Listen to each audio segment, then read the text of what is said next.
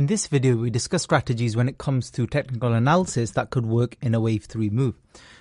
Now, it's a little bit tricky with the wave 3. I liken it to something like Bitcoin. Obviously, the meme coins aren't like Bitcoin, but the way we trade them are. With Bitcoin, you kind of know it's going to be there for a very long time. It's not going anywhere. It's not going to go to zero tomorrow or anything like that. And we know it goes through cycles. So when you see a price of Bitcoin at 20,000 or 15,000, people seek to do value trades. They think, the risk reward is just worth it here. Maybe it'll go up, maybe it'll go down, maybe it'll have a tough year, we don't know, but it's kind of just worth trading based on the multiples. So that's kind of how we have to approach this. So keep that in mind as I go through the exact strategies I use. Now this is WIF, so dog with hat, we've discussed many times. The thing is, even if you look back in hindsight, and we had this high on 22nd of December, and then we grinded down all the way until 8th of January, you don't know where the low is going to be, and you can't just sit there on a chart watching for days to weeks for the low to form. So the way we trade wave 3 is completely different. The way we trade it is we look for breakouts, and breakouts are very, very easy to draw. In a downtrend, you just take all of the wicks on the top side of the downtrend and you draw a line through. And if you get a breakout off that line, then this is a potential breakout that could lead to something more. Sometimes you get a retest as well. All that means is we broke through this line, broke through this door, and then price came back and stood on the door, basically, and retested it to firm it up, to make sure it closes properly. And then we go. So with these bigger coins, you tend to see retests as well. In wave 1s and wave 2s, you hardly ever see retests. You just see price kind of float away. So look for that. Look for these long-term breakouts. Now, many times you can see breakouts and they don't go anywhere. For example, I was trading this one. And this is Kok Inu on AVAX. And let me just hide the sidebar. And here you can see, if we zoom out a little bit, basically there's a few trend lines you can draw. First of all, you could have drawn one from here. And you see we broke out there, but we quickly failed. And then there's another one across these two highs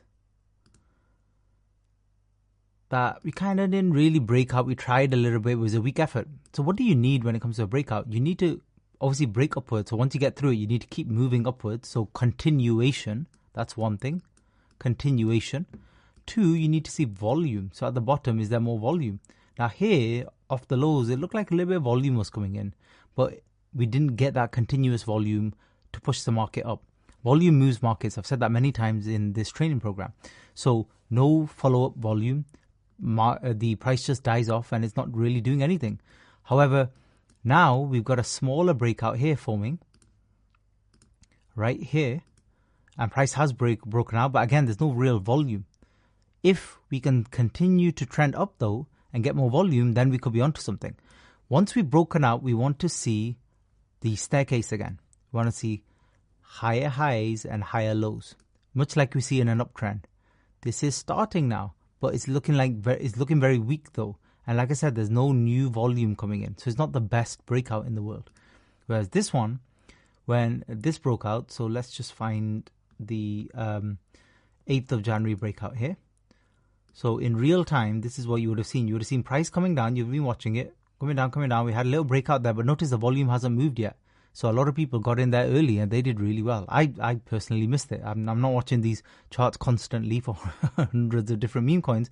However, if you have them on your watch list and you're regularly scanning some of the bigger collections that you do like, which I am definitely now doing, I would have picked up on this.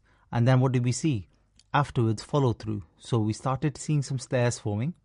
So higher lows and higher highs, and then volume came in.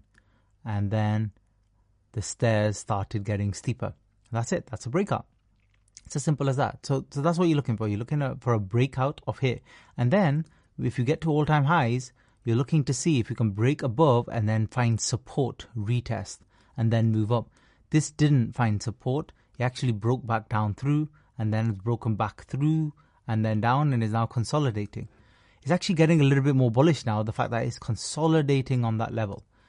But for this to move, as you get higher in market cap, you need more power, more momentum, more force. So basically, we need all the meme coins on Solana to just rally for a period of time. We need the whole niche to pick up. And if the whole niche picks up, this will pick up. But what is the point now? Because from 300 million to 600 million is crazy. but the ROI, it's 2x. Is it really worth it? And it could take weeks to months, days, weeks or months. It's not worth trading this, in my opinion. Definitely not with these setups. But down here, it was. I mean, even then, it was at a high-ish market cap, but it's still worth it because 80 million, maybe you'll get a 2x or 3x, and that's what happened. But really, it's these earlier stages that I'm looking at. The actual wave 3 isn't here. This is like almost a wave 4 or continued wave 3. The actual real wave 3 for the majority of collections is here, is these levels where we get 7, 8 million. So the wave 3 actually started here. First, they hit 12 million, pulled back to 2, 3 million, and then took off. And then from 2, 3 million to, hundreds of millions is a lot of ROI. A lot of ROI, even though the initial moves also had a lot of ROI. And look how the volume suddenly broke out here. It's very clear. Look how low the volume is there. And look, suddenly, on the 13th of December, boom. She went from nothing, 4 million to 20 million. Everybody on Twitter talking about it. And then off and running. So I'm in GME right now. And it's going all right. It's I discussed it in the last video. Since then, I've made this video. And it's kind of picked up. And it's near all-time high. So it's going well.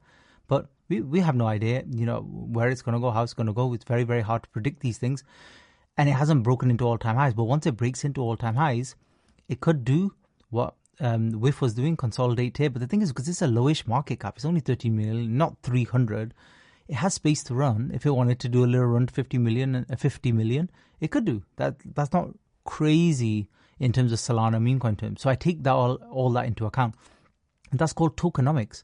I'm taking the tokenomics into account. I'm taking the market cap into account to see and decide what is realistic. For example, if I showed you one that's setting up for wave 3 and it had a 1 million market cap, you'd say, well, it's quite possible. That's not a crazy market cap. It's not crazy high. You don't need millions of followers on Twitter to achieve those numbers.